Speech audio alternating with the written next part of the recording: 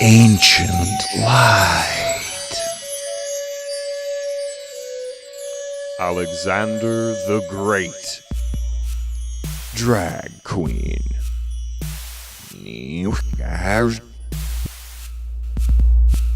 In my studies of the Greek version of the Assyrian queen Semiramis, I quickly found that most of her military exploits were simply borrowings from tales of Alexander the Great.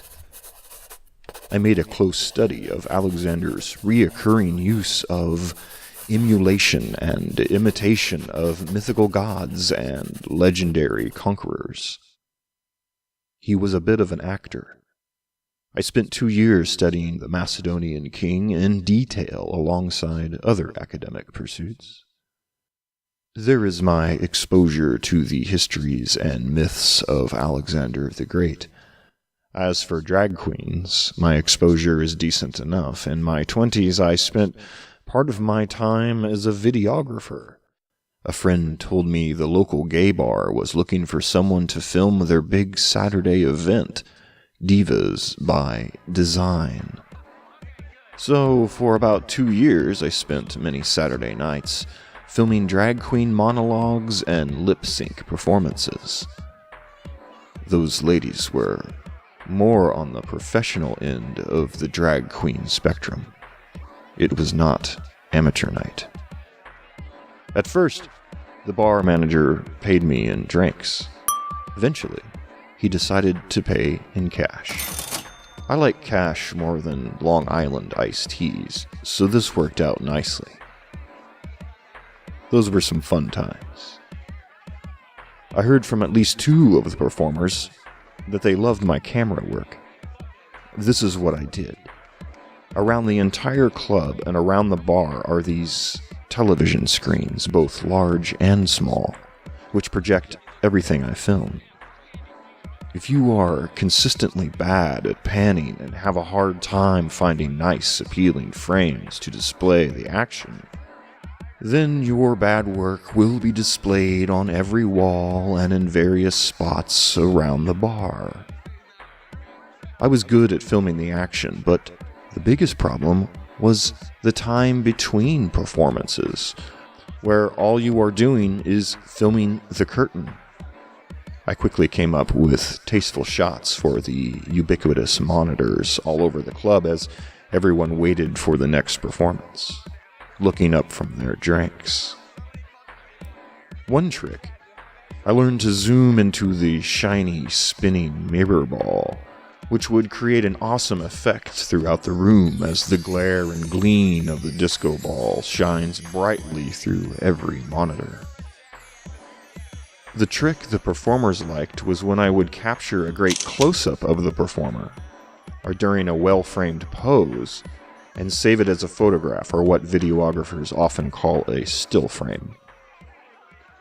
As the drag queen would leave the stage, I would fade up the still frame photo image. The audience would see the last performer on the screen instead of an empty stage.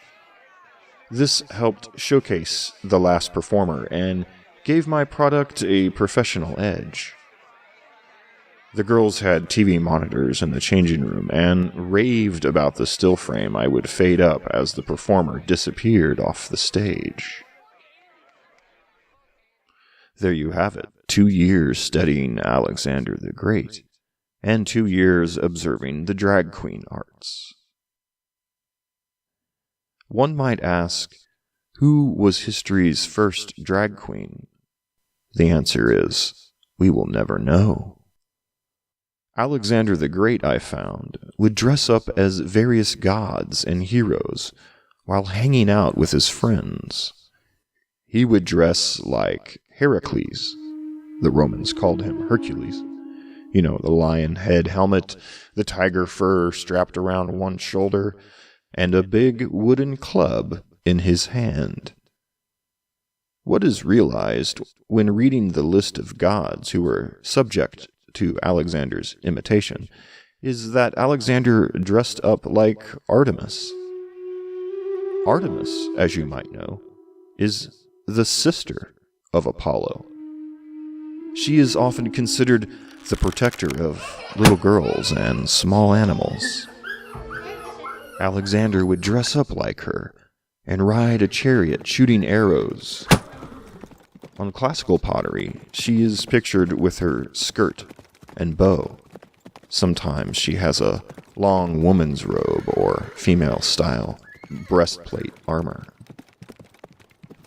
One soon realizes that one of the greatest known conquerors of the ancient world would indeed fit the modern definition of a drag queen. Alexander was a man who dressed up like a woman while performing for an audience.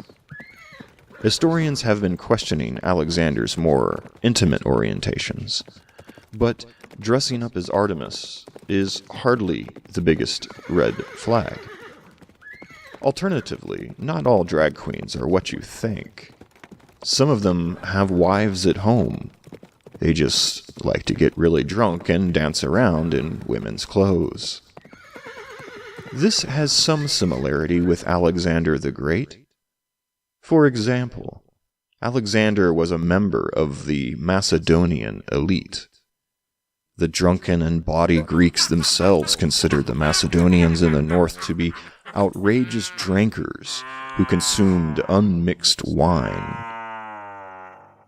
While it has yet to be determined, I would venture to guess that if the drag queen arts were to fall under the realm of one of the Olympian gods, it would be the god of wine and dancing women, a favorite of Alexander and the Macedonian elite in particular.